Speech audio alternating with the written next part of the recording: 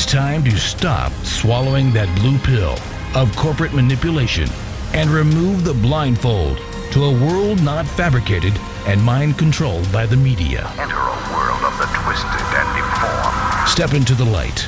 Discover the truth.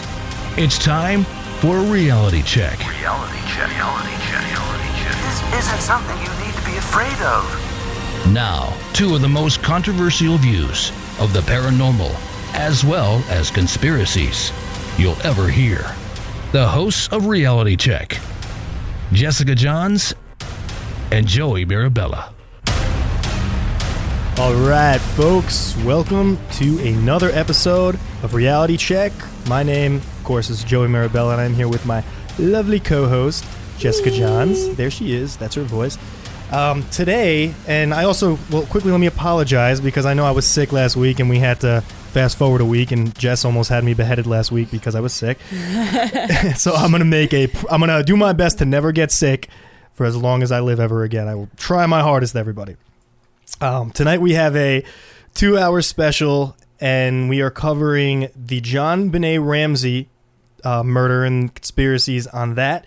And then in our second hour, we're going to go into the disappearance of Madeleine McCann, which was in 2007.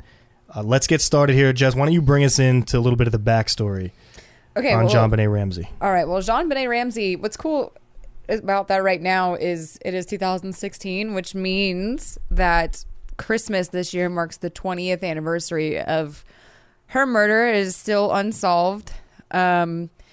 But again, that's another botched investigation, which we'll get into later. And then we'll tell the story like we always do. We'll just go through, we'll tell the story, we'll tell you how she was found and the investigation itself and all the mistakes and conspiracies out of that. And then we're going to get into the second half. Like he said, we're going to get into Madeleine McCann, who was 4 years old when she disappeared from her vacation home in Portugal, right? It was Portugal. Yes. Yeah. I always wanted to say, I always mix it up, but yeah. So she disappeared when she was 4 years old from her vacation home in Portugal, and in 2007, and was still never found. And so we'll get through and we'll discuss the botched investigation on that. We'll tell you the events of that night. We really enjoy exposing all the terrible corruption within the police department. And it's not even just city. right. And it's funny because it's like not just because at first we thought it was like the U.S. Like, man, we suck. But then like apparently it's Portugal too. Apparently it's Portugal too. So we'll get into that, and then the conspiracies surrounding her disappearance as well. So let's go. Why don't we go right into Ramsey? All right. Which everybody, you've all probably heard of. I mean, if everybody hasn't heard Ramsey, you've pretty much been living under a rock for 20 years. You know the name. You may not know the details behind it. We're going to give plenty of that. Basically, the little girl, she was born August 6, 1990, and on December 25th, 1996, she's found murdered in her parents' house in Boulder, Colorado. Like Jess said, it's still an unsolved mystery. You have her father, who's John Ramsey, and the mother's Patsy Ramsey. And, of course, she was found about 8 hours after her death. But what leads up to this? What kind of a right. family are we dealing with here? So let's start from the very beginning. Okay, so it's Christmas, 1996, and John Ramsey had actually bought his daughter a brand new bike and had hid it across the street of the neighbor's house. So he goes and he takes the bike and gets it back, brings it back. So she comes down Christmas morning, and they have Christmas morning. And then that night, like they have, the whole Christmas day. Then that night, Jonbenet goes to bed. Everybody goes to bed. Patsy gets up early in the morning to do some laundry, and she finds a ransom note on the stairway. Yes. Which is the first key fact here is that this ransom note had some very interesting and sketchy things surrounding it. I'm going to go ahead and read the ransom note just so everybody can see what this says, because a couple of things here are borrowed from movies like Speed and the movie Ransom, which were popular in that time in the 90s, and it's just the way it's written is rather peculiar. So this is the ransom note. I'm going to read it live. So it's, Mr. Ramsey, listen carefully. We are a group of individuals that represent a small foreign faction. We do respect your business, but not the country that it serves. At this time, we have your daughter in our possession. She is safe and unharmed, and if you want to see her, or you want her to see 1997, you must follow our instructions to the letter. You will withdraw $118,000 from your account. $100,000 will be in $100 bills, and the remaining $18,000 in $20 bills. Make sure that you bring an adequate size attaché to the bank. When you get home, you will put the money in a brown paper bag. I will call you between 8 and 10 a.m. tomorrow to instruct you on delivery. The delivery will be exhausting, so I advise you to be rested. If we monitor you getting the money early, we might call you early to arrange an earlier delivery of the money and hence an earlier pickup of your daughter. Any deviation of my instructions will result in the immediate execution of your daughter. You will also be denied her remains for proper burial. The two gentlemen watching over your daughter do not particularly like you, so I advise you not to provoke them. Speaking to anyone about your situation, such as police, FBI, etc., will result in your daughter being beheaded. If we catch you talking to a stray dog, she dies. If you alert bank authorities, she dies. If the money is in any way marked or tampered with, she dies. You will be scanned for electronic devices, and if any are found, she dies. You could try to deceive us, but be warned that we are familiar with law enforcement countermeasures and tactics. You stand a 99% chance of killing your daughter if you try to outsmart us. Follow our instructions, and you stand a 100% chance of getting her back. You and your family are under constant scrutiny, as well as the authorities. Don't try to grow a brain, John. You are not the only fat cat around, so don't think that killing will be difficult. Don't underestimate us, John. Use that good Southern common sense of yours. It is up to you now, John. Victory. Signed, SBTC, which actually I'm not really sure what it stands for. I found a couple of things on that. But that is the ransom note that the mother found. So this all took place about like 6 o'clock in the morning. Something like that, in like the wee hour. It was like it was actually before that. It was before that because the cops showed up around 6 in the cops. She called the police. She calls the police, anyways. Patsy, the mother, still calls the police at 5:15 a.m. Right, she calls the police and family and friends. She calls. Yeah, okay. So she's just a total. Oh my goodness! So she calls the police and reports her daughter missing. And the cops show up about 6 o'clock in the morning. Meanwhile, Patsy's calling all her. There's like 3 other couples that show up that morning to like console her. She's just like inconsolable. And now let's talk about like John's behavior, okay? Because like Patsy Ramsey. Well, okay, let's quickly like background information on John. Patsy. Patsy Ramsey. Patsy Ramsey was a beauty queen. When she was younger, she was a beauty queen. She was, yeah, and of course, that's how Jonbenet ended up. Jonbenet, for those that don't know, because Jonbenet, her daughter, was in a lot of child pageants. Her mother really pushed her to do that, and she won the title of America's Royale Miss, Charlevoix, Little Miss Colorado, Colorado State All-Star Kids, Cover Girl, and National Tiny Miss Beauty. So she was actually a Rolling Stone at such a young age. This little girl, and her mother, Patsy, was described as, I guess, a pageant mother or a stage mother, which is when an individual is prone to obnoxiously demanding either special treatment for her child or suggesting that an individual has placed inappropriate pressure on her child to succeed, trying to live her dreams vicariously through her child. Basically, which is what that means. If you watch Toddlers and Tiaras or Dance Moms, you know. All of Jess's favorite shows. Dance Moms. So anyway, so Patsy was inconsolable. And so everybody's like, there's all these people like coming through the house and trying to console her. Meanwhile, John Ramsey, okay, Detective RN, she decided, like she says in a documentary about how, most people deal with trauma their own way, but that didn't keep her from like keeping an eye on like John's behavior, because what he did, this dude John just calmly walks outside, checks the mail, comes back inside, going through his mail like nothing ever happened. And so Detective Orange just like, okay, well, you know what? First of all, she didn't like the idea of all these people coming through the house because, we don't at that point didn't know what was really going on, but it's still like that's a lot of extra people that they did not need there. Plus, it's a crime scene, so you start bringing all these people in. But she didn't know. Nobody knew at that point in time that it was a crime scene. Oh, that's right. That's before they just got the ransom. So she then tells John, like, you know what? Why don't you take one of your buddies and go through the house and make sure that nothing else is out of place.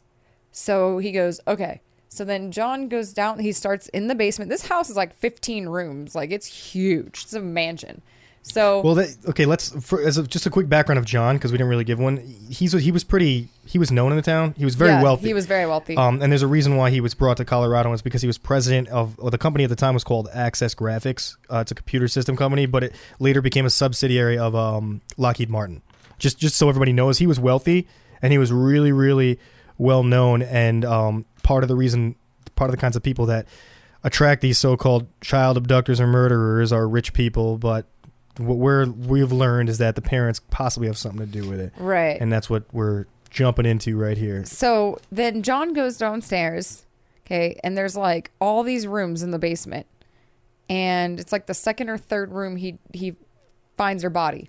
And the thing is like the room that he found her in was one that you wouldn't know was even there unless you spent enough time, unless you spent plenty of time in the Ramsey household. It was a wine cellar, right? Yeah, like in this back room. And so then he takes her body, her stiff body, which means like she'd been dead long before, where that in that suicide note where it said, if you want your daughter to see 1997, then, you know, you better comply. But she had been long dead by then, because this is December 26th where all this was taking place. Yeah. This search and everything was the day after Christmas. Right. Yeah. So John takes her body, which again, that destroys evidence. Takes her body, grabs her body and brings her upstairs and try to give her CPR. But she was gone. She was gone. And gone. Yeah. Yeah. They found her under a blanket. They find her with a nylon cord wrapped around her neck. Keep in mind, and I've unfortunately come across the autopsy photos, which were pretty brutally disturbing. Something I don't really ever want to look at again, but I did find them. And, you know, she had a nylon cord wrapped around her neck. She was strangled to death, but she was also tied up. Her hands were tied up and duct tape, and her mouth covered with duct tape. She was strangled to death, and then she had a skull fracture on her head too. So she was hit extremely hard in the head. And the order of these events makes a huge difference in determining what exactly happened to her. And they said sexual assault was possible, was not ruled out, but there were some suspicions as to maybe that was part of that, what was staged, right, to make it seem like something else may have happened to her. So then let's get into the suicide note. Right, that was the Kurt Cobain one, Jess. I know. Jump ahead a few weeks. All right. So, we aired Kurt Cobain last week. No. So the ransom note, okay, $118,000. Doesn't that seem kind of specific? It was his bonus, right? It was the exact number of John's bonus that year. So these people had to have known. Okay, so the crime scene, when the police searched the house, first of all, they took less than 24 hours, and what we know is, you know, if you watch Making a Murderer, they freaking took 9 days to search a trailer and plant evidence. Manitowoc County, but I think Manitowoc County came back because I think they're everywhere. We just don't know it. So they searched this whole 15-room freaking giant mansion in less than 24 hours, and they were totally satisfied with what they got. But there's this crime scene. It's weird. There's this crime scene photo of the basement, and there's this window. Okay, so the access point to the window, it's outside, and it leads into the basement. But when you go through that window, you have to jump down. It doesn't it's weird. It's like the basement's like a sunken basement kind of thing. So there was a suitcase. There's nothing along this wall under this window. Nothing except a suitcase. So the killer had to have already been in the house and used that to potentially get out of the window. Use it as a stepladder to get out the window. It's one of our theories here that we've come up with, because that suitcase, and it's actually the information you found, Jess, on the suitcase is actually hard to find, because that's not common knowledge of what happened. The Right. suitcase was there, that was under the window, and so someone. I mean, so it leads you to believe, like Jess was saying, that someone was in the house that did this, and then tries to exit through the window. Does exit through the window potentially? Again, unsolved. We don't really know. But the other thing is that once they find this body, this is where all the crime scene errors begin. Crime scene's not sealed off at all.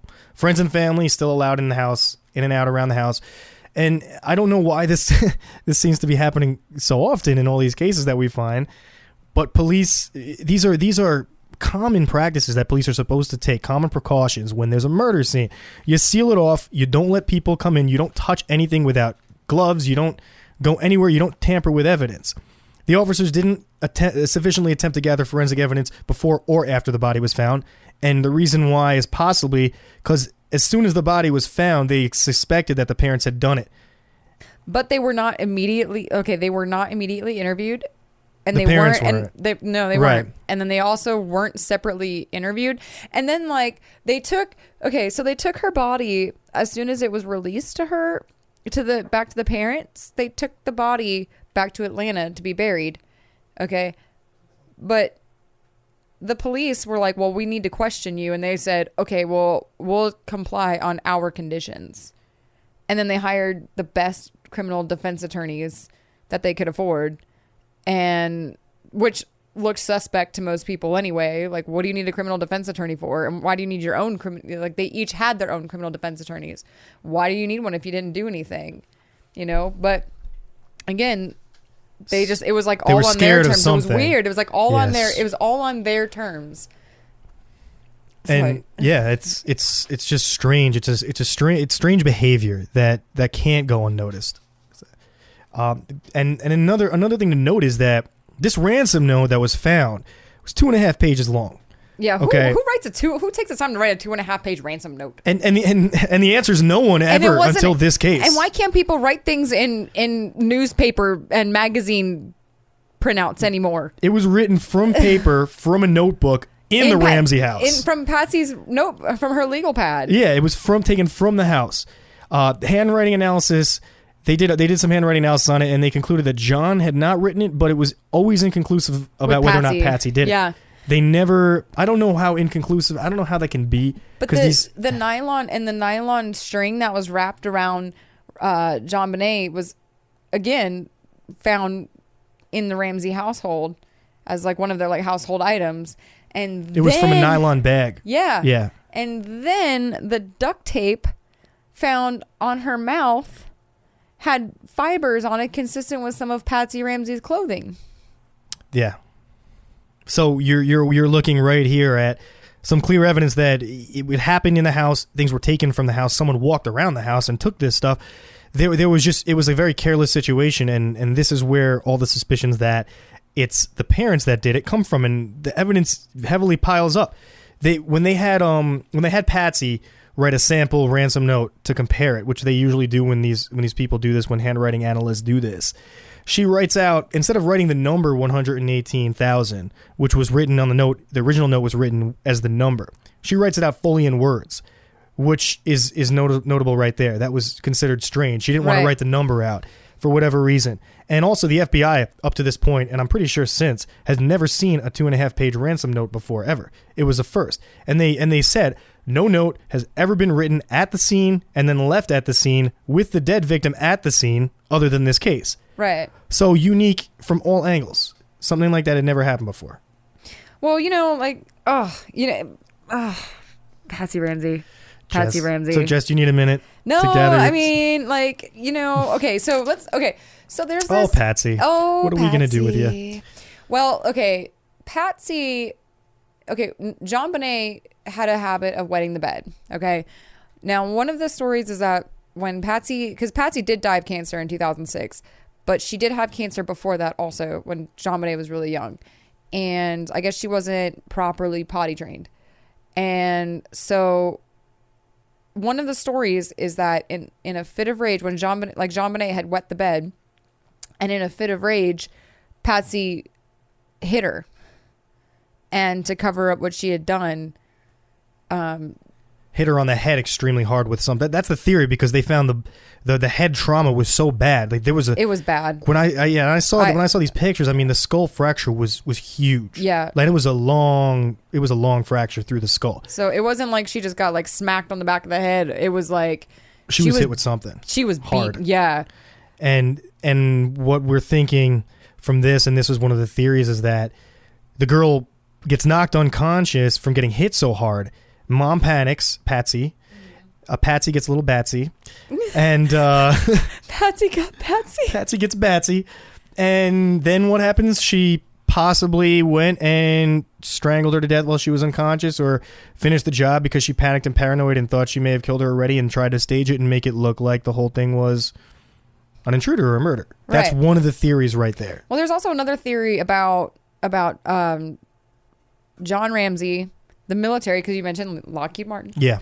And a pedophile ring, because pedophiles, I mean, she was a beauty. She was 6 years old, and she was, one of the most like beautiful girls in the world. She was bait for pedophiles. Pretty much. I mean, and she was also advertised on magazines and stuff for winning all those right. those, competitions. She was all over the place. So yeah, you're right. I mean, she was bait, and there's also speculation that John molested her and things like that. Like, there's just all kinds. There's just weird things going on in that house that we'll never know. No, we won't. And another, again, part of this is that money, and because the guy was filthy rich. You're talking about a company that was worth millions. I mean, he was a millionaire by far, and when you have that kind of money, again, people use money to pay off anybody they can, and they can do it, and it happens all the time. And you can pay off police, you can pay off witnesses, you can pay off whoever you want, and the problem is, once people start doing that, you never know who's telling the truth, and then all these theories coming out everywhere. And what do you believe? What do you not believe? And accusing parents of murdering their daughters, pretty serious accusation, right? And so it's just one of those cases that's just chilling. Well, we're gonna take our first break of our 2-hour event. When we come back, Papa John's is gonna make his return. Papa John's is coming back. Papa John's. Hopefully he brings me some pizza this time. Right? Pepperoni. Yes. Friday night, 9 p.m. Pacific. Jump onto the Celestial Highway and travel at the speed of light into hyperspace. Hyperspace. Hosted by Solaris Blue Raven. She navigates you through the cosmic tides of mysticism into the world of covert technology, UFOs, mystical sciences, and the world of unforeseen forces. You get to really sort of enjoy a bizarre ride. Listen live, Friday night, 9 p.m. Pacific, for Hyperspace, the one show that blows the whistle off our government black ops projects. Hyperspace, hosted by Solaris Blue Raven. Exclusively on the KCOR Digital Radio Network. Want to take a ride? Coming March 18th, 2016.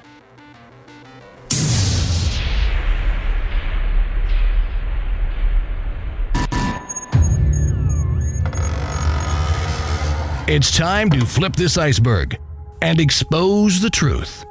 This is gonna be good. Welcome back to your daily dose of reality. To share your thoughts on the truth, call the KCOR Digital Radio Network at 702-425-9230. Are you deaf? That's 702-425-9230. Those around the world use Skype name KCOR Radio. Tweet your thoughts anytime to KCOR at KCOR Radio using hashtag KCOR. Enter the world of live chat at KCORradio.com.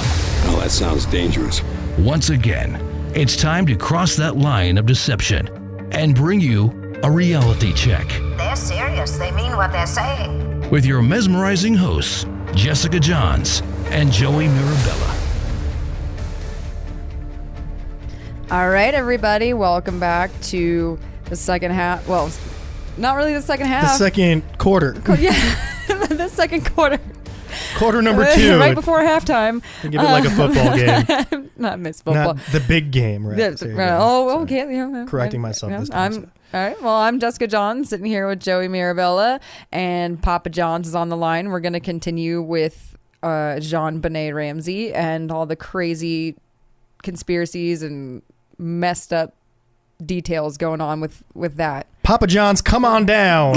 You're the next guest on Reality Check. Okay, are you guys doing okay? Oh, we're getting there. Yeah. We're having the time of our lives. You guys are a little bent, but I like that kind of thing. Okay, a couple of weeks back, Jessica made a statement, and she thanked her dad for passing the torch. So I'm going to do the same, and I'm going to tell you that I'll be investigating the Grand Strand in Myrtle Beach this summer. Oh, that means I'm passing the torch on to him this time. Yeah, that's right. Look at you! Look at you two. So, father-daughter moment. You guys have touched on something that's very, I don't know. There's a word for it. Let's just say particular at this time. You started off the show by talking about a few issues, and then you had a ransom letter. And by the way, the official cause of death was asphyxiation due to strangulation and cranial cerebral trauma. That means her head Blunt force was trauma. Yeah. Okay. So Joey, yes, you've got Papa a copy John's. of the ransom letter. I do. Read the first paragraph. The first paragraph that I read earlier. I'll reread it for Papa John's here. We all heard it. Got you. But I want you to read just the first paragraph. All right, Mr. Ramsey, listen carefully. We are a group of individuals that represent a small foreign faction. We do respect your business, but not the country that it serves. At this time, we have your daughter in our possession. She is safe and unharmed, and if you want her to see 1997, you must follow our instructions to the letter. Perfect. Hold it right there. I'm holding. Okay. So, Jonbenet Ramsey. Her body was found in the basement of the family home about 8 hours after she was missing. Right. Mm-hmm. How did it get there? Well, that's what we're discussing. That's what we're trying to figure out. Yeah. How did it? Okay, now let me toss more gas on the fire. 2 police officers who arrived at the house conducted a big search, did not find any sign of a break-in. None. Right. Okay, let's take that another step further. They did find blood on that duct tape that you mentioned. Okay, the blood DNA was not that of either parent. However, there was a friend of John's, and I don't really recall his name right now. He was the one that searched the house with John, though. No, I think the police searched the house first. No, John did. Well, no, okay. Well, they searched the house, but like the thing is like they didn't look in all those rooms. So, but that's why that detective had John go look around the house to make sure nothing was out of place, and that's when he found. That's not according to the police. I think the friend you're talking about was John Fernie. Yes. John right? Fernie. That was him. He's that the guy, one that guy that he sent to pick up the money from the bank, the ransom money. That was dude. John Okay. sent him. That dude, yeah. That's the dude. Okay, yeah. so I'm going to go on ahead and put your feet in the fire. All right. Who wrote the ransom note? Who wrote the ransom note? Okay. Yes. Well, we know it wasn't John. It was inconclusively Patsy Ramsey. Like, Okay. So I mean, the fact is we don't know exactly who wrote it. It was Are you really sure about that? Am I really sure about it? Yeah. Now, all I'm doing is pouring gas on the fire on this deal, because this is a never-ending. If you're a novice detective, this is a perfect case for you to look at. Okay. You've got a ransom note that says we've got custody of her. You got to pay up $118,000, which you guys so eloquently put that was his bonus money. So somebody had to know how much money the bonus money was. Correct. didn't they? That means go ahead. Didn't they also have his wife write out the note too? Well, I said it. No, She wrote it out when they were comparing No, her sample. not Patsy, Fernie's wife. Fernie, I don't know. I didn't. Because find I remember anything she about was that. like, I remember something about that, like, because she was crying, like, how could you make me do this? Like, I would never do anything to her, but So are people you that, are I'm you saying implying that people it's, that people know who know the family and know their financial situation could have had something to do with it. But what I don't understand is like, how did she get moved? Okay, when you brought up that point, like, how did she get from her room to the basement? Well, how did she not wake up? You know what I mean? All I Again, wanna how did know you not is, wake up how did screaming she and waking get, up the house? According to the ransom note, she was in custody of the kidnappers. right? But she wasn't. She couldn't have been. But- There's no but way she that's actually was. exactly Yeah. my point. That is my point. Okay, the ransom letter says she's not home. We've got her. Well, on $118,000, your bonus money. Who knows that? Somebody close. Well, it could be. It's definitely the very, mother or the very father or close. someone else.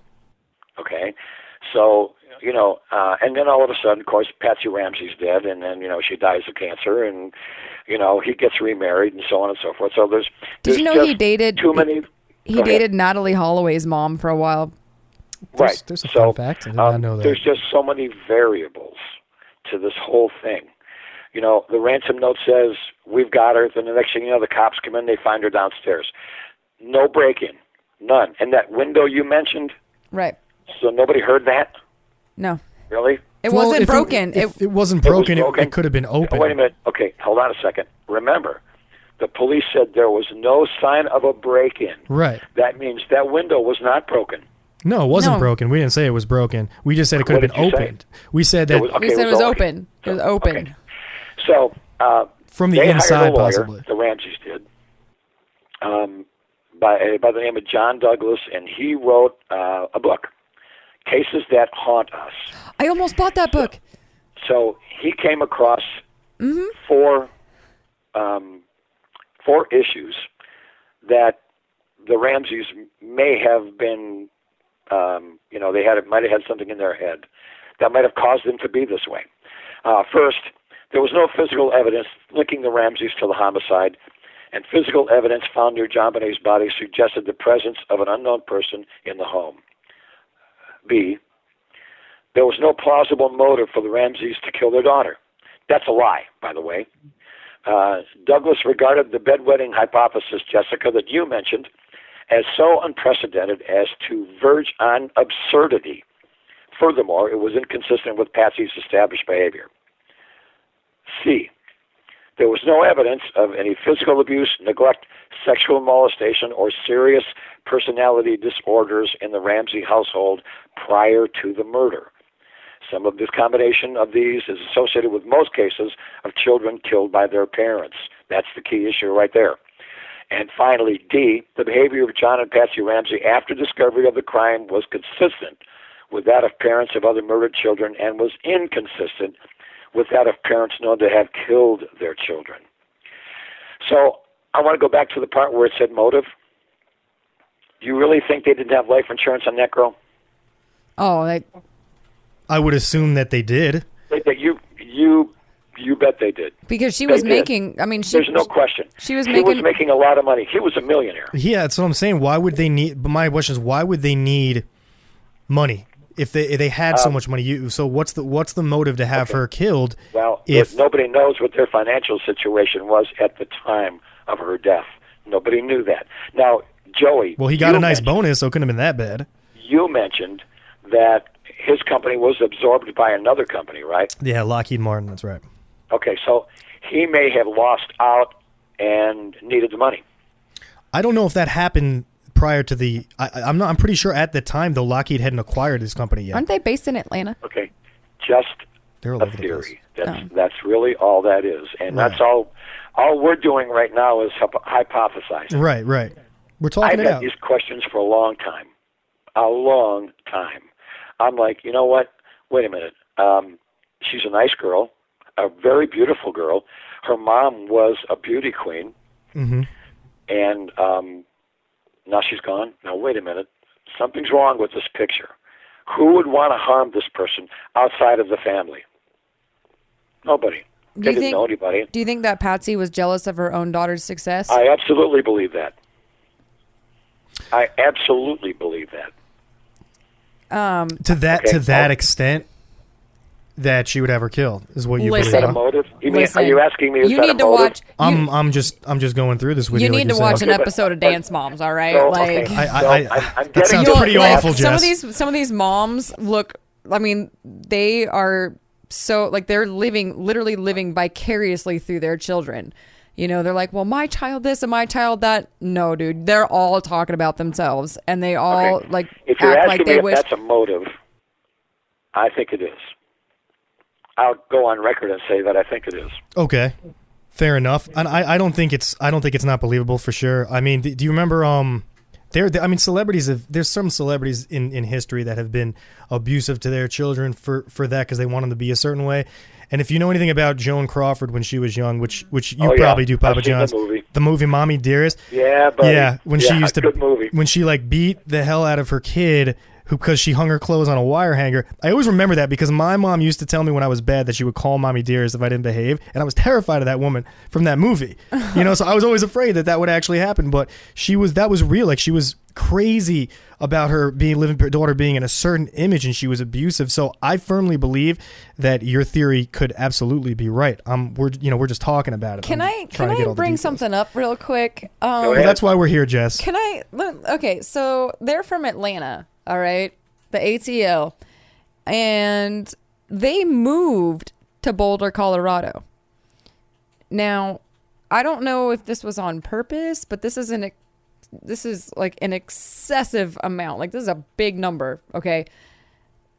The area that they moved to had 38 registered sex offenders living within 2 miles of that family. That means that like she could just be out riding her bike in the cul-de-sac and Boom. 8 perverts are watching her. An ice cream truck in quotes Right. swings by. Yeah, I Right. honestly don't think that was the case. According to the Colorado Bureau of Investigation, there are indications that, and you guys mentioned this already, there are indications that the author of the ransom note is Patricia Ramsey. Right. But they couldn't prove it. Okay, so let me throw something out here that you might not know about, but Jess didn't know about this. But one of the other things that really severely links this to the parents for sure is that they found when they did an autopsy on Jonbenet Ramsey, they found pineapple in her stomach, and Yes, they did. there were photos from earlier that day, okay, that showed a bowl of pineapple on the kitchen table with a spoon in it, and police reported that the 9-year-old brother Burke Ramsey's fingerprints were on the bowl, but the parents both claimed that they didn't remember putting the bowl on the table or feeding pineapple to their daughter, which is interesting, and the parents also claimed that Burke was asleep through everything until the police arrived. But you can't deny that there was he's a suspect.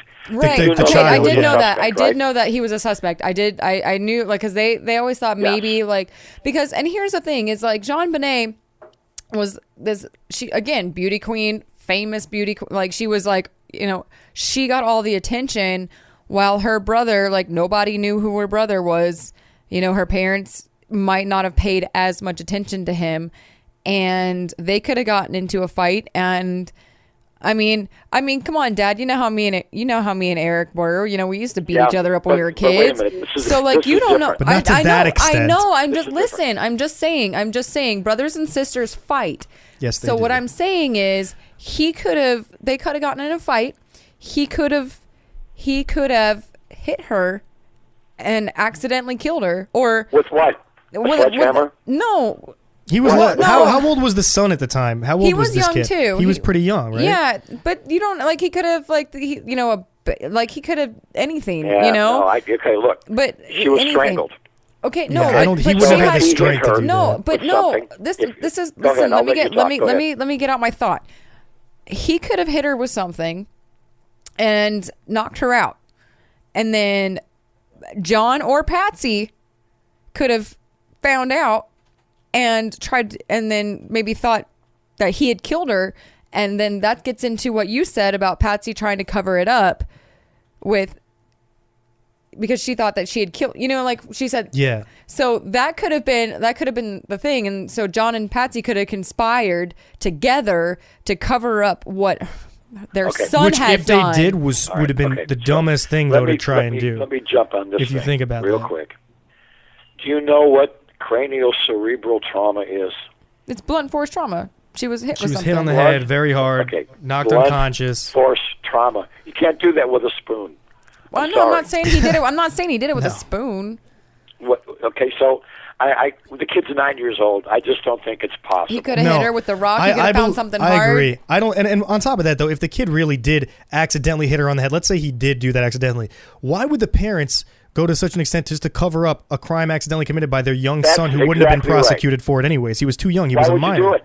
They wouldn't. Why They would wouldn't you, do Why it. would you tape her It's mouth just shut? it was just a thought. No, I know. He When killed we're her already. talking You know, about why there's that was one of the just gives you theories, something though. that gives you something to Yeah. think about. They really did theorize that the little kid, that her brother could have done it, but it just would make no sense. All the events following it, the strangulation, Okay. the body being, Yeah, that so in other wouldn't words, have made sense. In other words, the son Burke killed her, and the parents said, "Why don't we just make sure she's dead?" I mean, that doesn't make any sense. No. To me. That doesn't make a lick of sense. No. Well, what else doesn't Okay, make sense? so I'm going to back off of the brother. He was 9 years old at the time. Okay, I he was just older.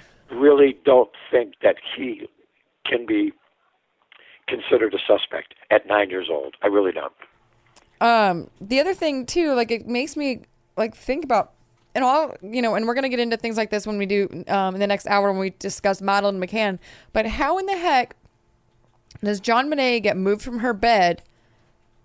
And okay, what if somebody goes and picks her up, and how did she not wake up or start crying or screaming or yelling, and nobody wake up?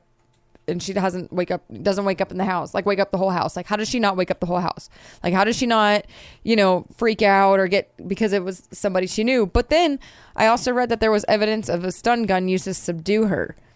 Possibly. So that, that could have been something happened to, to get her to, be quiet. But I mean, how did she not freak? Like somebody walks into, I mean, it had to have been somebody she knows. How do you walk into a room and pick up a child?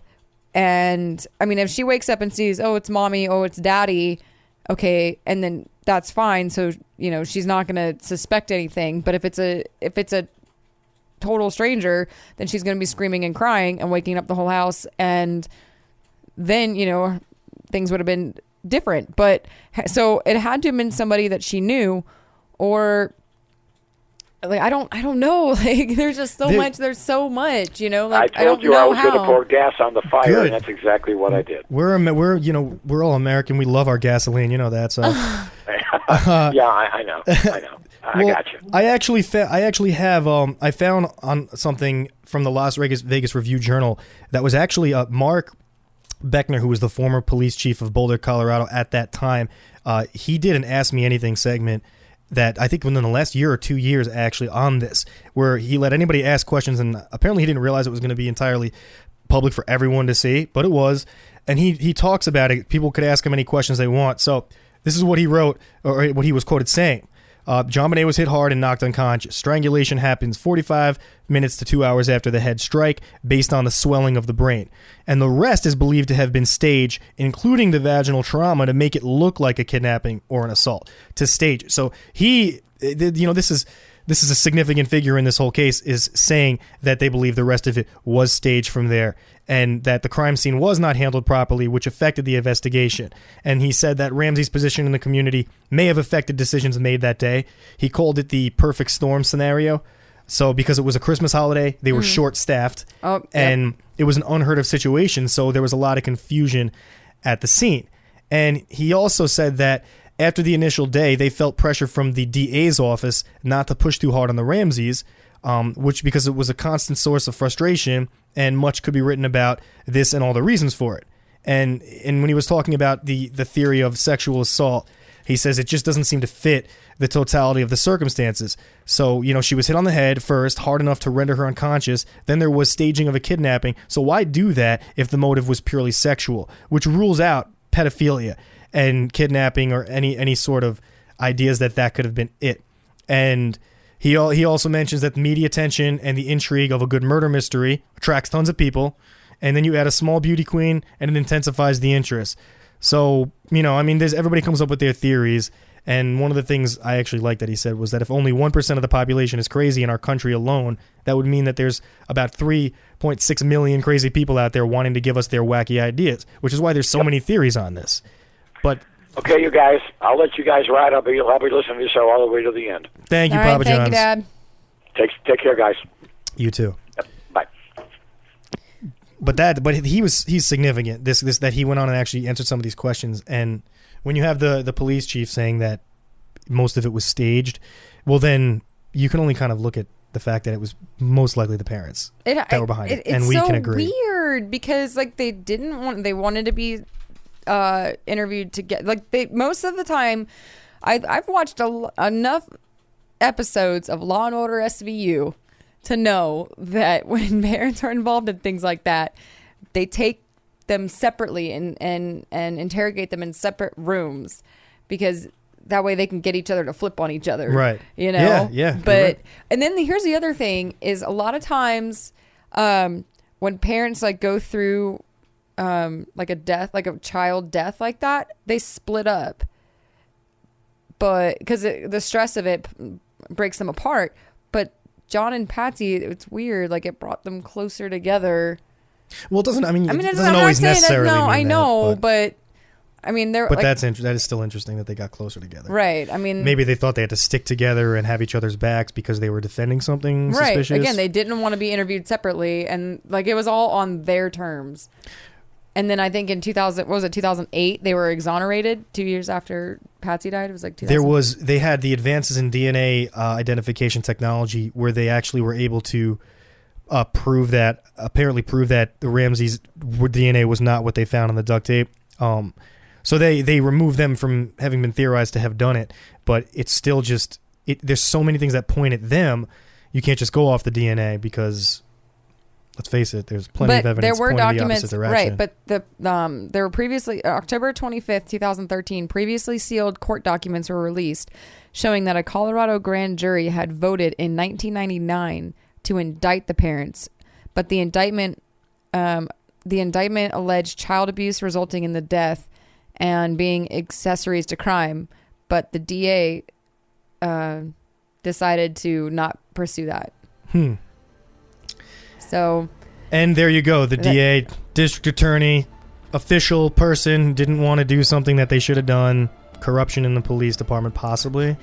There always is. Is this another trend here, Joey? I feel like it's all we talk about, you know? There's just so much corruption going on. People need to know about it. Right? I mean, you know, Again, so we're about to go overseas, I think. A couple of places overseas. I need to check a map. We will be coming back. Please don't go anywhere. Stay tuned. This is our first 2-hour special. We'll be coming back in just a few minutes. We're going to be covering Madeleine McCann, and we will be going deep into that. It's time to stop swallowing that blue pill of corporate manipulation and remove the blindfold to a world not fabricated and mind controlled by the media. Enter a world of the twisted and deformed. Step into the light. Discover the truth. It's time for a reality check. Reality check. Reality check. Reality check. This isn't something you need to be afraid of. Now, two of the most controversial views of the paranormal, as well as conspiracies, you'll ever hear. The hosts of Reality Check, Jessica Johns and Joey Mirabella. All right. Yeah. Just kidding. Guitar solo, Jessica. No Brittany here.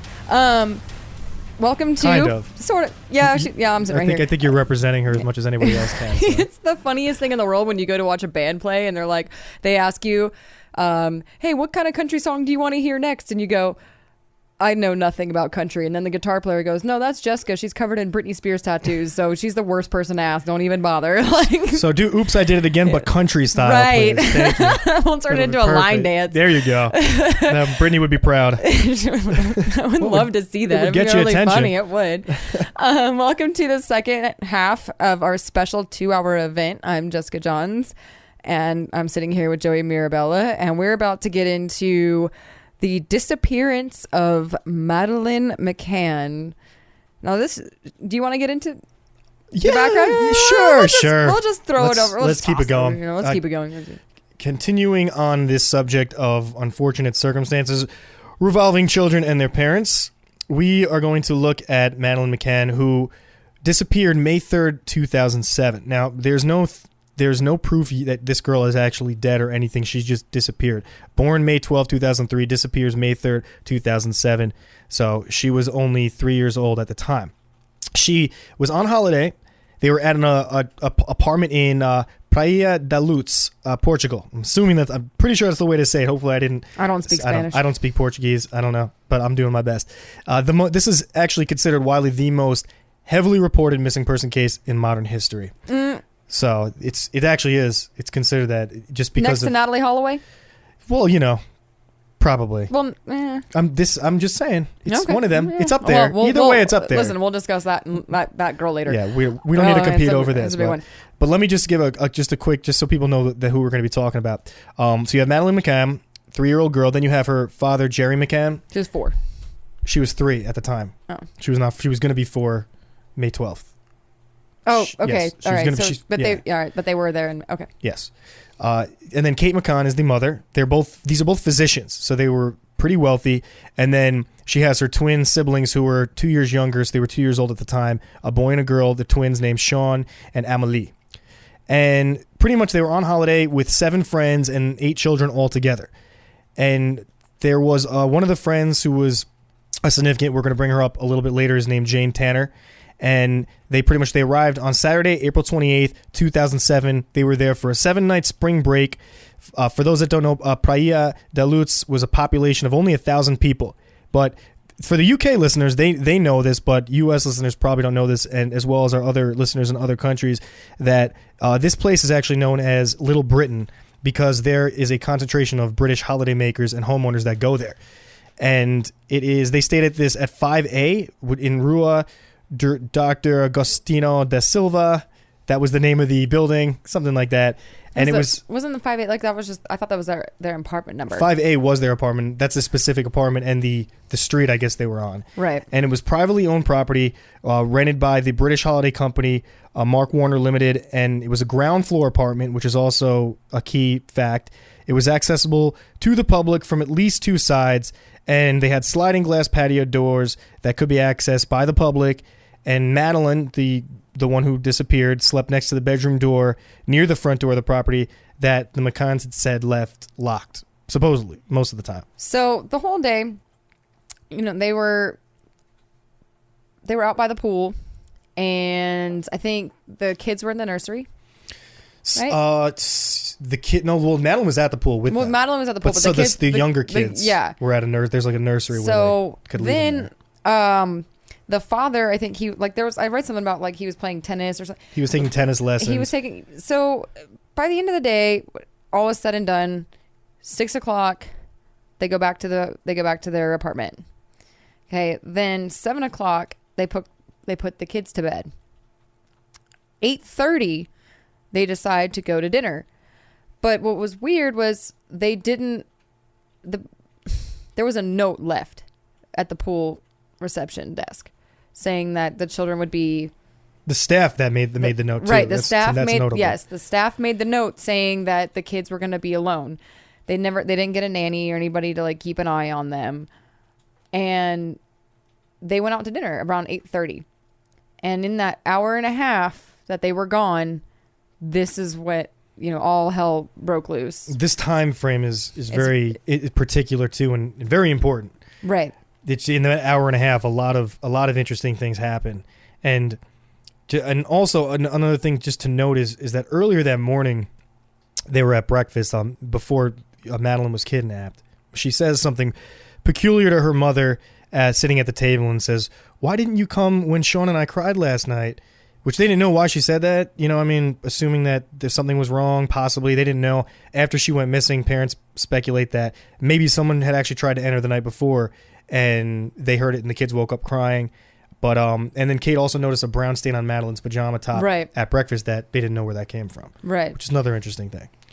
So they took the last photo of Madeleine was taken at the pool earlier that afternoon, and they were put in bed at 7 p.m. Madeleine was left asleep. So when they left at 8:30, all the kids were there and asleep. They go to eat at Oceans Club Open Air Tapas.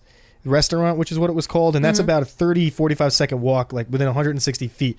But they said that's what they get. They call them, what do they call them? The Tapas 7? Yeah. That's what they media coined this phrase to describe the 7 friends there as the Tapas 7. Yeah, I didn't understand. Like, I saw that and I was like, what is that? Like, but I guess that, was. You should know what tapas means. It's Well, on our Chayo menu. Listen, yes, I know what a tapas means, but I'm saying like how I didn't understand like how they got that nickname. Like there's some kind of like gang or something. Like, like the tapas 7 are here. I'll help Everybody make let's way. get their table ready. Like That was coined after this all happened. Yeah. Media gave them that. So nickname. every half hour, the kids were checked in on by Jerry McCann.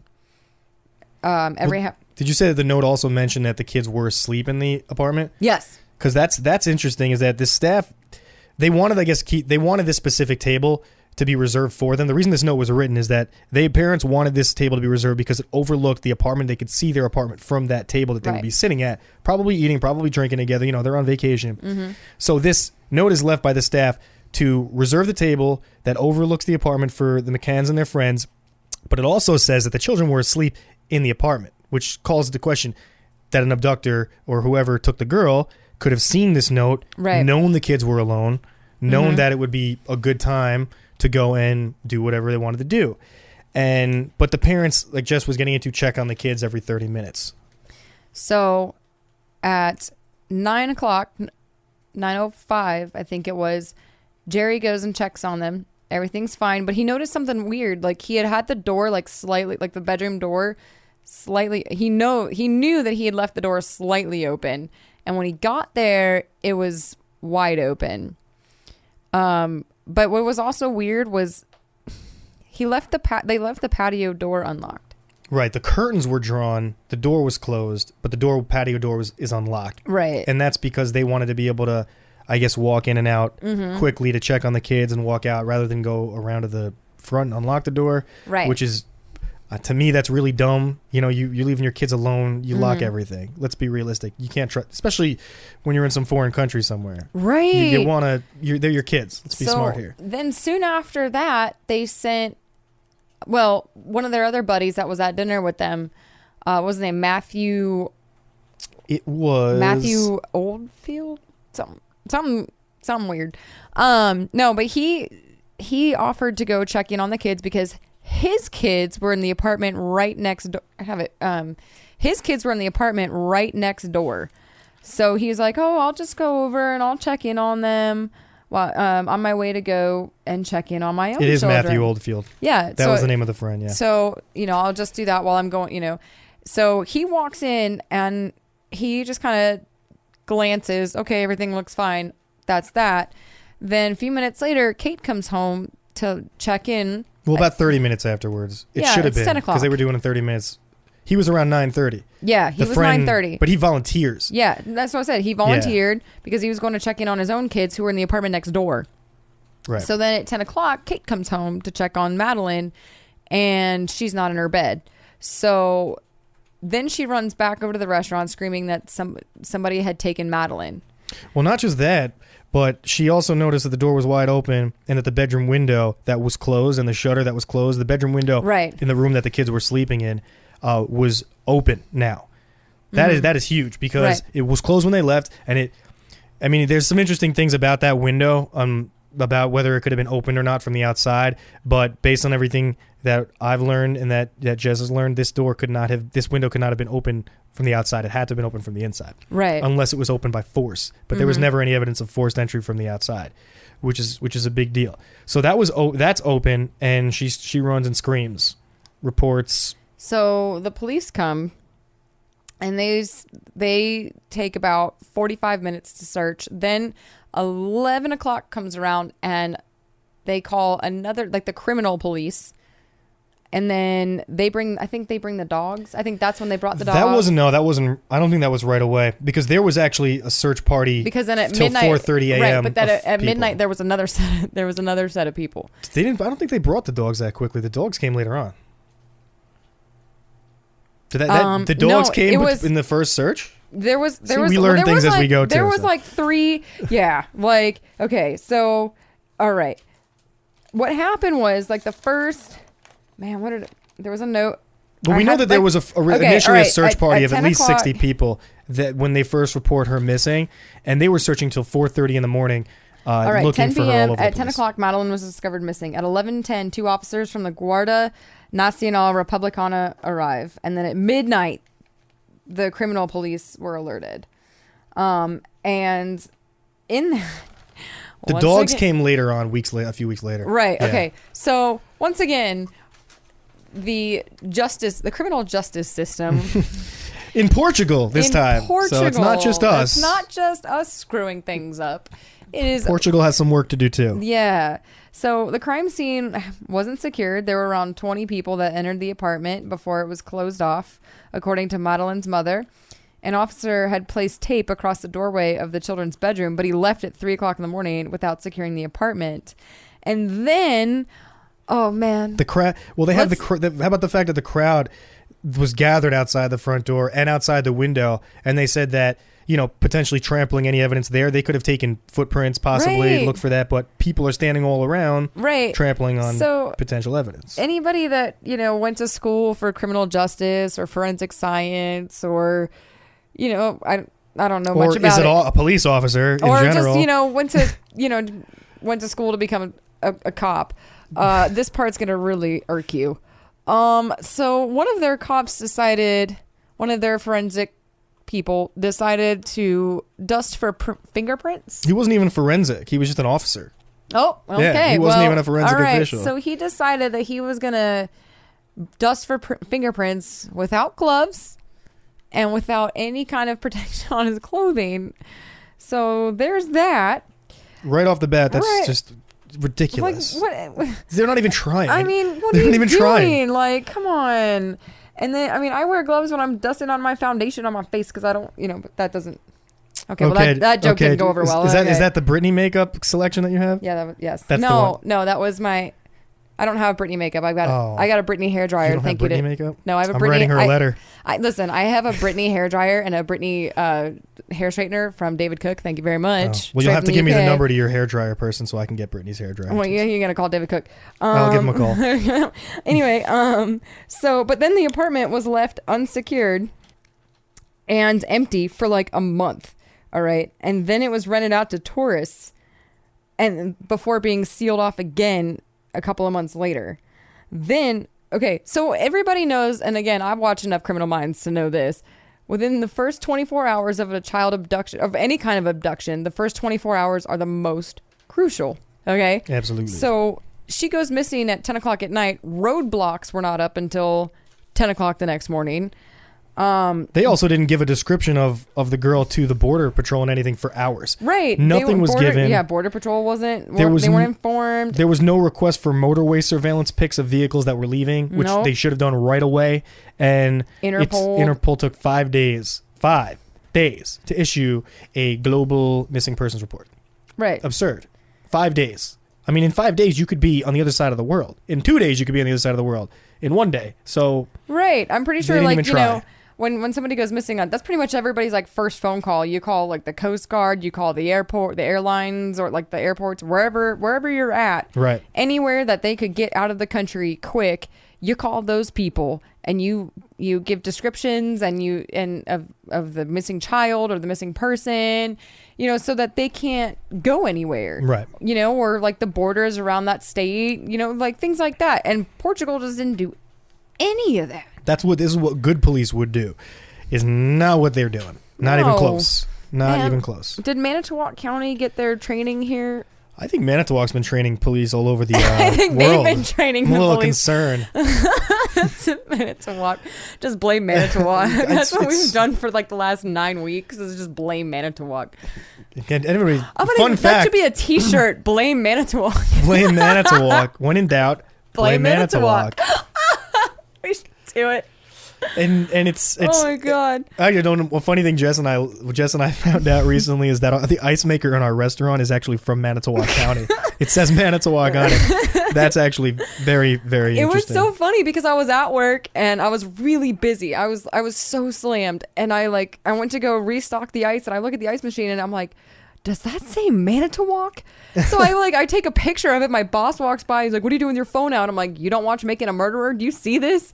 You know? And actually, the funny thing about it is that the ice maker half the time doesn't do its job, just like the Manitowoc Police County. So everything that comes from there is just a total train wreck. So we're just learning things left and right here. So I'm sorry, this is like a serious subject, but oh my God, like, you guys. Well, I mean, of course it's a serious subject, but it is. But I'm saying, like, we're talking about Manitowoc now, right? It's kind of become a trend. Like, it's like that con artist that goes through and tries to train people. Like, okay, if you ever see like Bring It On, this dude, listen, I'm gonna turn things into the Jessica way. Go to a quick cheerleading movie, right? But real like quick. they had like Sparky Pulaski or whatever, and he was going around training different cheerleading squads, and they all learned the same thing, and so they all got disqualified and lost, kind of thing. It's the same thing. Like, it's almost like Manitowoc is going around saying, we're the best with this and this and this, and then they go around and they train other people to do bad, like horrible work, because yes, you know what I mean. Like, that's basically what I'm saying. Is no, they're terrible. Don't let Manitowoc train anybody. Yeah, that's it. Yeah, please. There's no justice being served in any of these cases. That is what we're learning. That is what you guys have learned from the last 2 hours of Reality Check. When in doubt, blame Manitowoc. Please. That's our new. I will go to T-shirt diner and spend $30 on a T-shirt. I'm sure you will. Just so it will say that. And I know you will spend $30 on the T-shirt and $60 to get one for me as well. Right. Because that's the going rate for T-shirts these days. But but anyways. Bringing it back to the serious subject here, we have she's disappeared. They have poor investigation. They have tampered crime scene. So, what do you do in this situation? Well, basically, because of this, people try to point fingers at the parents again. Now, this case, I'm not really 100% sure of the parents' entire involvement. Now, a lot of people wanted to blame the mother and everything. A lot of people wanted to blame the parents in general. But there were so many interesting things about this. Now, in case you're wondering, this blew up in the media. Just to give you some figures on that of how big this did become. Criminal investigations in Portugal are governed by a secrecy clause in its penal code, which means that there's no official press briefings. And a journalist wrote that which this leads to pretty much of a leak not speak and a proliferation of gossip that's hard for others to counter without breaking the law. So the Policia Judiciaria officer acknowledges in 2010 that they had been suspicious of the McCanns from the start, because the couple turned the inquiry into what the officer called a media circus. And one of the guys, Owen Jones, describes it as something approaching mass hysteria. So it's almost like the parents... I mean, you can look at it that way, or you can look at it that they wanted to find the girl. Because the parents were... because the parents were pretty much like all over the place. Right. You saw Kate and Jerry McCann everywhere you went, on she tabloids, was on the front everything. page of British newspaper. She was on the front page of British tabloids for 6 months. She was the Jonbenet Ramsey of the world, because Jonbenet Ramsey was everywhere, So yeah, she was Madeleine, the UK's Ramsey. So with Portugal, that's it. To them, I'm sure it looks suspicious for them to basically. I don't want to say media whores, but I mean, they were everywhere. But it says by June 2008, over 7 million posts and 3,700 videos were returned in a search for her name on YouTube. Just by June 2008. Right. So just over 13 months later. Yeah. That's crazy. That's insane. So it spread like a wildfire, but this kind of material catches tremendous public interest. I mean, it comes down to because somebody angered the parents because she went on, she said, well, the parents need to share in the blame in this, and she didn't necessarily accuse them, but who leaves their child like that? 3 children, young children, a 4-year-old and two 2-year-olds, Completely alone unattended. while I get that you're walking in every half an hour, and I get that you're less than a football field away, keeping an eye from your table, but still, and unlocked. Right, the main thing is the door was even unlocked. Come on. The patio's wide open. You know, and you don't know who. But okay, so they were there the whole week on spring break. You don't know who'd been keeping an eye on that beautiful little girl all week long, which is what we'll get into here in a little bit in the second half. When we get to our fourth quarter. The fourth quarter. The final stretch. Yeah. Which we're coming up on. Got some buzzer beaters for you. Yeah, I miss doing sports. But we're doing a little bit right now. Yeah, just the unofficial sports. Right, March Madness. Or March Mayhem, as our restaurant seems to call it. Oh yeah, because you can't say Madness. Yep, March Madness. Oops. Sorry. Oops. Oop. Come and put cuffs on me. So this, oh man, it's not gonna be the Secret Service this time. Which, by the way, we survived that. We did. Clearly, we did. Yeah, I wasn't missing for a week. I was really sick. Just so everybody you know knows. what? I actually went into work. Joey was sick still on Thursday, and I went into work, and it like halfway through my shift is when I finally realized like where the heck is Joey, and I had to go to my boss and make sure that Joey was like had called in or something in case the Secret Service hadn't picked him up. But I'm here. There was no questioning. I'm still in one piece. Or are you a clone? Am I a clone? Ooh, we don't want to get into that right now. Are you Katy Perry? Am I Katy Perry? If I was, I wouldn't be sitting here. I'm just saying. No, I'm not Katy Perry. Because like with the whole Jonbenet. Yes. Okay. All right, folks, we're coming back right after this fourth quarter. Don't go anywhere. Stay tuned for more Reality Check. Oh, that sounds dangerous. Once again, it's time to cross that line of deception and bring you a reality check They're serious. They mean what they're saying. with your mesmerizing hosts, Jessica Johns and Joey Mirabella. All right, welcome back, folks. We are very thankful that you're still tuning in. This is the fourth quarter, the final stretch of our 2-hour special. That's right. I'm here with my co-host, Jessica Johns, and I am Joey Mirabella. Still, we are here in the flesh, and we are going to continue our explanation and exploration of the missing persons case of Madeleine McCann. And we are going to get into some witness statements, witness accounts, and a little more of some of the interesting inconsistencies that were found in this crime. Well, yeah. Okay, so what I started to kind of allude to, I said allude. Good word. 10 points. Good job. Just no, but expanding your vocabulary. Yeah. Have you been reading a thesaurus again? Yes, Yeah. I have. There you go. That's what I do in my spare time, guys. No, but what I was basically getting at was, okay, so they're on vacation the whole week. Madeleine is like this beautiful little girl with she's got this little birthmark on her eye, which made her like stand out. And people, you don't know who'd been watching her all week long. You know what I mean? Like, No. you don't know. No, they have ideas. They have pictures. There might have been 38 pedophiles around the corner. You don't know. They could have been all, on vacation from Boulder, Colorado. Yeah, there you go. Who knows? I don't know though. That's for the UK specifically. That place, it seems. Right. Yeah.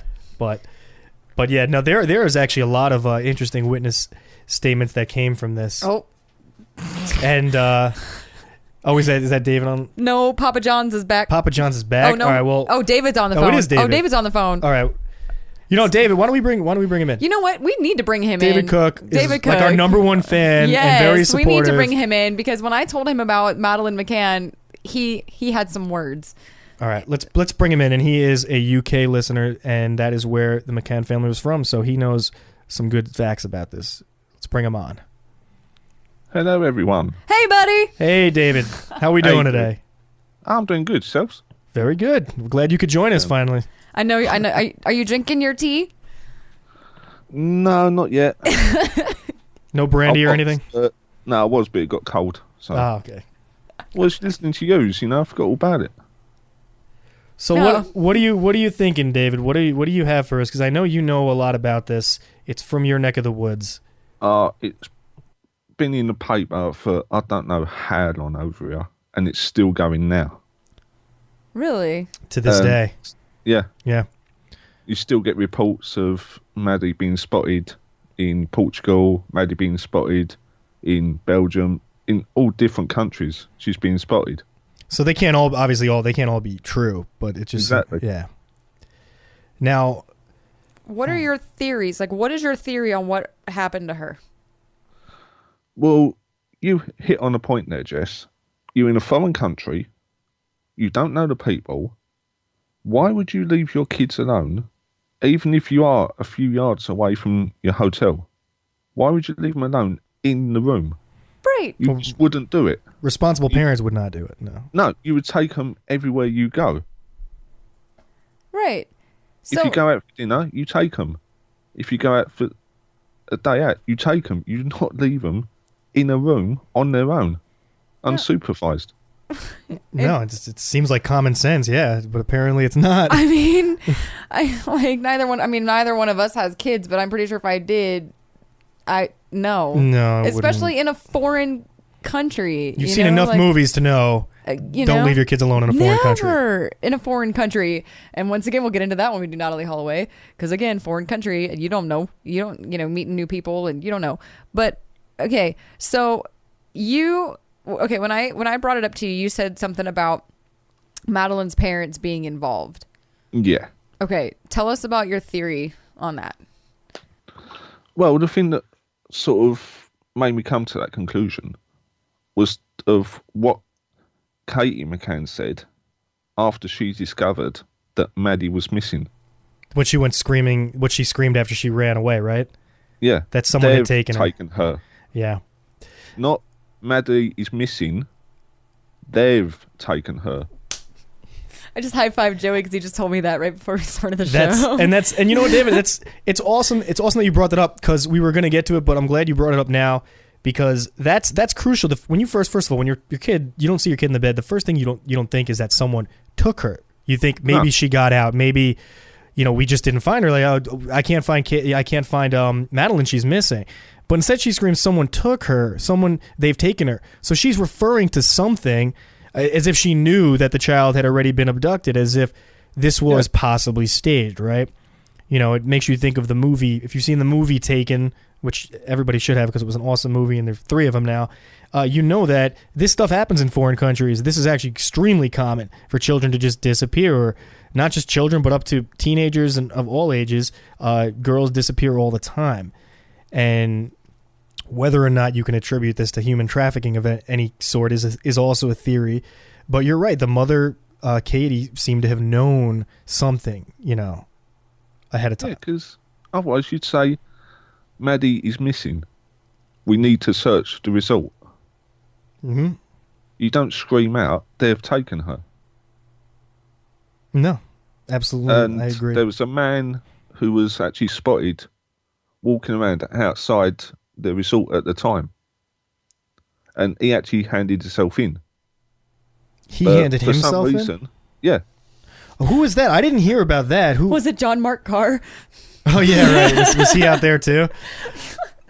So who do you know? I didn't actually find that out. I didn't hear anything about someone turning themselves in. See, but there's a difference in what we know and what they know. Yeah, that's why I wanted to explain this. Can you elaborate a little bit on that, David? Because we didn't know about that. That's interesting. Well, it was Katie McCann who finally gave a statement that she noticed a man walking outside the resort at the time. Okay. I think it was about 2 hours before Maddie actually went missing. Well, this man handed himself in to the Portugal police, but for some reason, Katie McCann is still pushing for him to be a suspect. But after he turned himself in? Yeah. So he turns himself. It's just crazy because I didn't see anything about that. I definitely found a couple of people that said they had spotted someone, and one of them was one of the friends that was on vacation with them, Jane Tanner, which I'm sure you heard about, and she was a marketing manager and a friend of the McCanns that was there with them, and she said that that just after 9 she went to check on her own daughter, and says she passed Jerry on her way back, who at the time had stopped to talk to a British holidaymaker, Jess Wilkins, someone named Jess Wilkins, but neither of them recalled seeing Tanner, and the streets were narrow, so police said someone must have seen Tanner walking by. But then, apparently later on, whoever this man was, she said she saw a white, dark-haired man, roughly 5'7" at 9'10", carrying a barefoot child away from the Ocean Club, and that the child was wearing light-colored pink pajamas with a floral pattern and cuffs on the legs. This was the first, I guess, report of someone being spotted. But this description wasn't even passed on to the media until May 25th. And then apparently, not till October 2013, they actually identified who this man was that she saw. as another British holidaymaker who was returning to his apartment after picking his daughter up from the Ocean Club nursery. And Scotland Yard actually said they had taken pics of this man in similar clothes, and they had found the pajamas that his daughter wore also matched the report.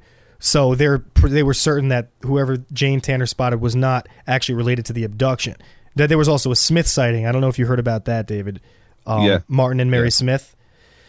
They were not related to. They were not there in any way correlated with the Tapa 7 or whatever they call them. They were actually from Ireland on vacation, and they saw a man around 10 p.m., which is around the time that they think the girl disappeared, that Madeleine disappeared.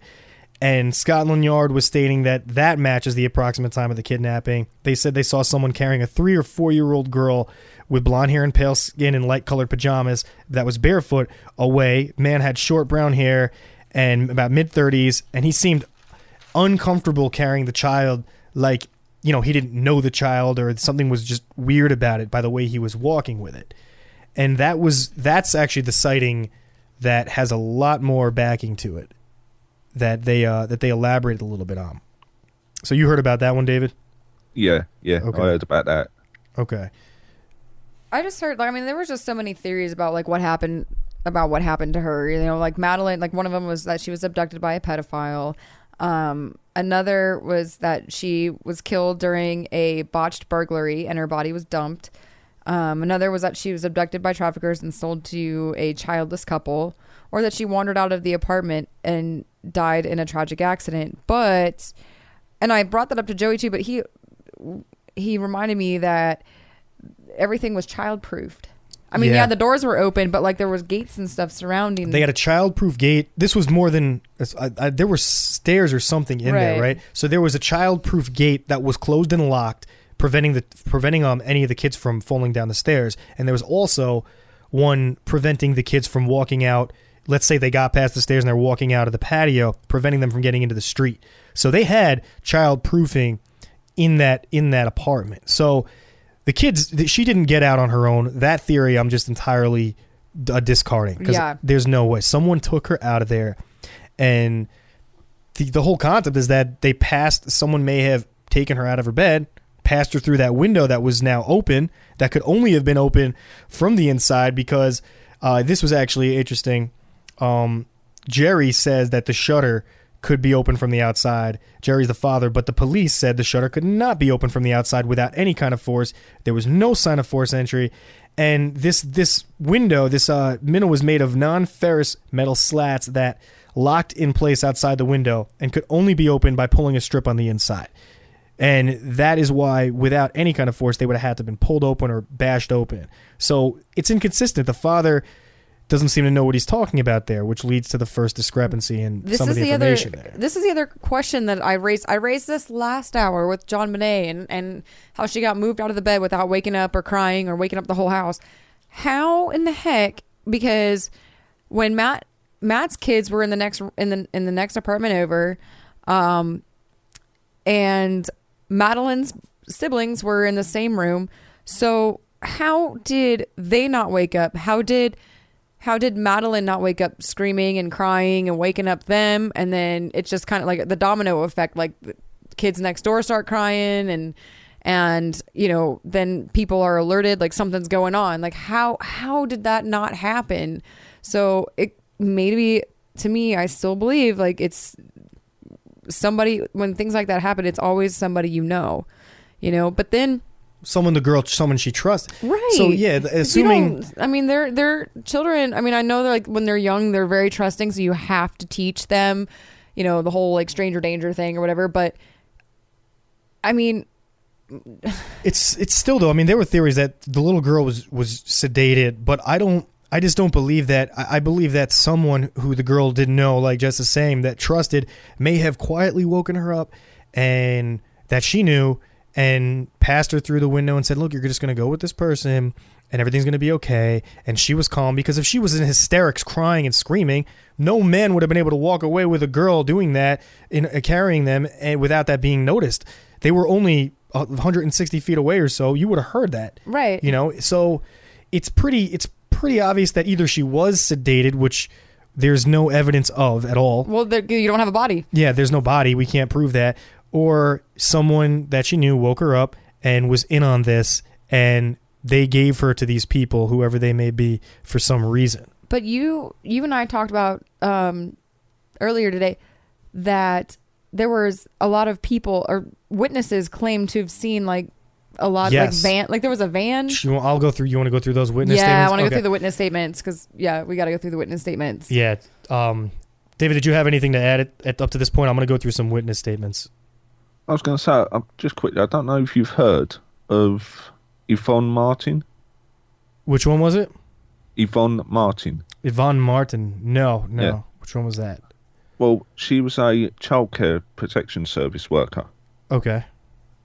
She, on the 4th of May, she was also on holiday in Portugal. She introduced herself to the McCanns and offered to help them.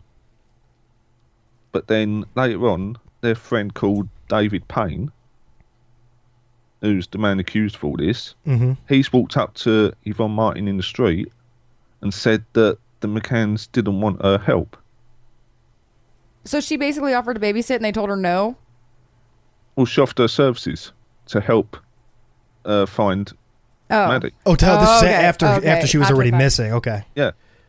So this Payne's turned around and said to him, look, sorry, we don't want your help. But this Yvonne Martin says she recognised David Payne from the calls for work. And it caused her concerns because she noticed that he was wearing the same clothes as a description of a man police had said was carrying a small child the previous night. Okay. That's interesting. And he had dark hair. Yeah. Okay. Which is that would be line up perfectly with what the Smiths had seen. Yeah, right? exactly. Yeah. Okay. There you go. That's interesting. That's awesome that you brought that up because we didn't find that one either. See, but again, there's a difference in what Yeah. we learn here And they get out there. what they get out there. That's I'm so Well, glad. Thank you for calling. I David. really wanted you to be part of this because like the second I brought it up to you, you were like, "Oh, her parents did this." Yeah. I was like, "Okay, well, there's Yvonne Martin also had concerns that the actual parents themselves did have something to do with this, and she's actually raised this with the police. The parents had to do with it. that they Yeah. well you because I like again like a little while ago I said something to you about it and you messaged me back and said her parents sold her off. Yeah. Which is interesting because I'm still trying to figure out in my mind why two physicians would need to sell anything when they're making a fortune. Well, we don't know. I mean, they could but have was gone they through. making a fortune at the time? I That's don't know. see, Right? we don't know their financial situation at that point. Maybe Right. they because what if they had a life insurance policy on her too? But that wouldn't you don't collect a life insurance policy from a missing child. Well, right, nobody. But it's. I know. They must have got something out of it, or someone owed something. Something Along the lines, like somewhere something happened, and maybe they needed money or something went down. And I have a theory that maybe he owed these people something. Maybe he was in bed with some dark group that we just don't know about and didn't have a choice. There's that possibility. But I mean, he looks like he really has something to hide. But realistically, like if I was in any kind of situation like that, I would put my life at risk before I let anyone touch my child. Right. I would die. Okay, Yeah. that's what you would normally do if you're a good parent. But some people we Are don't sick. know. You No, know, like you're right. We don't know what goes on behind closed doors. Well, obviously not. Or behind doors that are closed but unlocked. Right. Because they clearly just didn't care. So with the curtain closed. Yes. Oh yeah, she'll be fine. Yeah. We're gonna go drink. Well, if the curtain's closed, no one's going to go in. Yeah, let's use that theory. Don't think nobody's home. Yeah, but okay. Let me get into these witness statements because we only have a little bit of time. So there's been a lot of witness statements that came out about this when police were interviewing people from around the little vacation community there, and So there were men described as behaving oddly near apartment 5A, which is where the McCann family was staying, on the day of the disappearance and in the days leading up to it. Scotland Yard believes that these men may have been engaged in reconnaissance for an abduction or a burglary.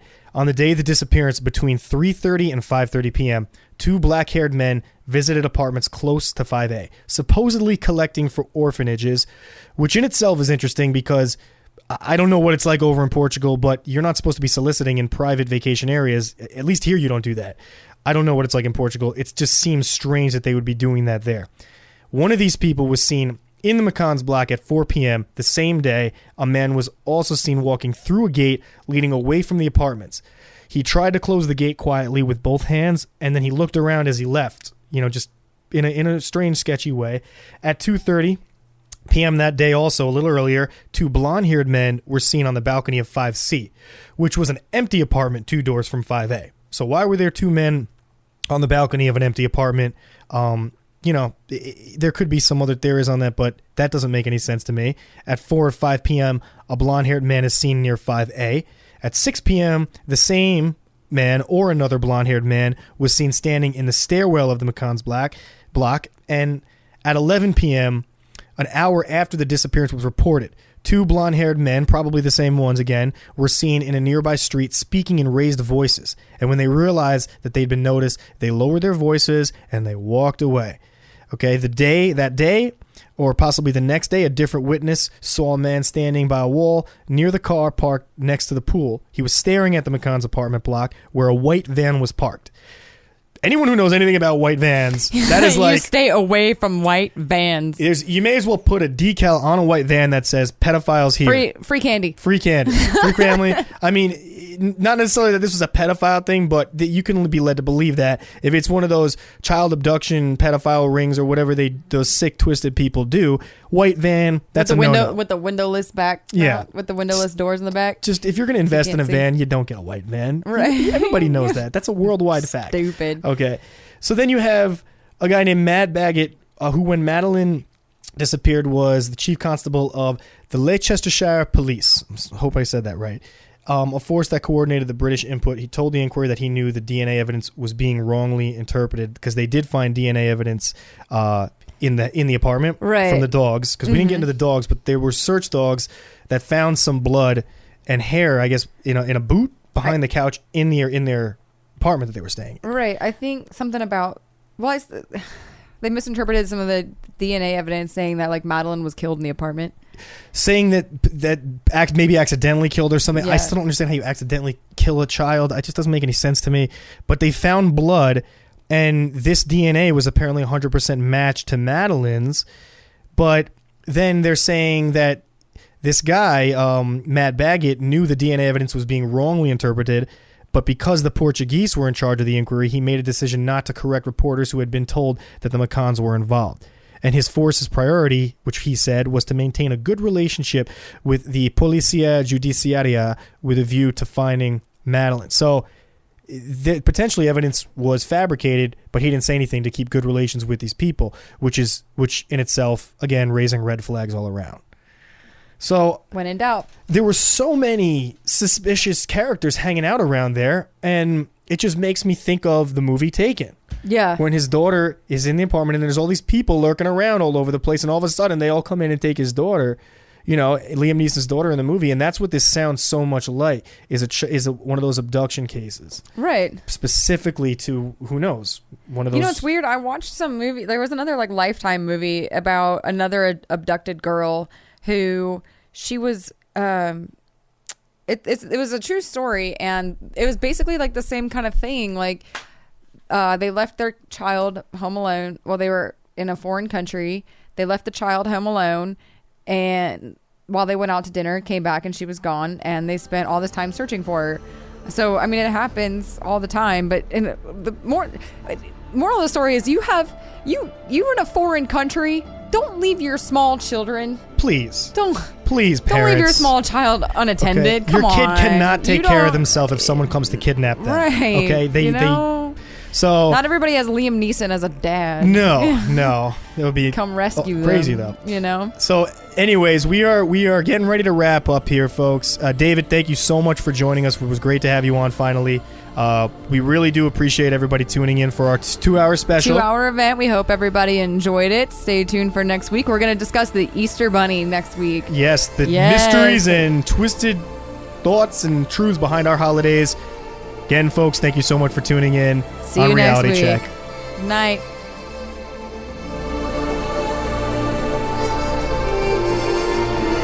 Stand by.